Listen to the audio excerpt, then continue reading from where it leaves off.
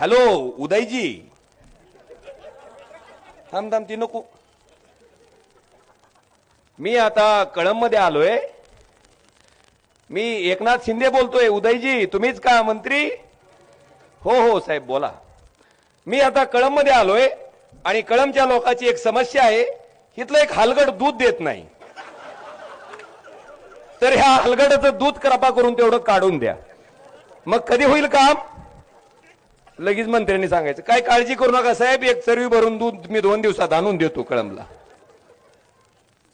कशाना हा नवा आम्हाला? का पद्धत आहे? काय बी आलं की हॅलो. जी काम करायचंय, ज्या पदावर बसवलंय, पुन्हा ती तिजोरीच्या चाव्याचं तर लय अवघड आहे. शेट एक म्हणी, माझ्या माणसाला काट मारली तर तुमच्या निधीला तुझ्या बापाच्या घरचा आहे. निधी कुणाचा आहे? दुसरा म्हणतोय तिजोरीच्या चाव्या तुमच्याकडे असल्या तरी तिजोरीचा मालक कोण आहे? आमचा आहे. तिसरा म्हणतोय चाव्या तुमच्याकडे असला, मालक तुमच्याकडे असला तरी मधला माल आमचा आहे. म्हणजे ह्या महायुतीच्या तिन्ही महाभागाला कशाचं पडलंय? तिजोरीन मालन चावी. आणि ही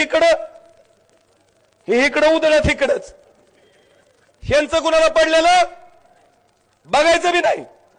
तिजोरी माल चावी ह्या विचाराची माणसं. अरे पण ती तिजोरीतले पैसे कुणाचे? कुणाचे?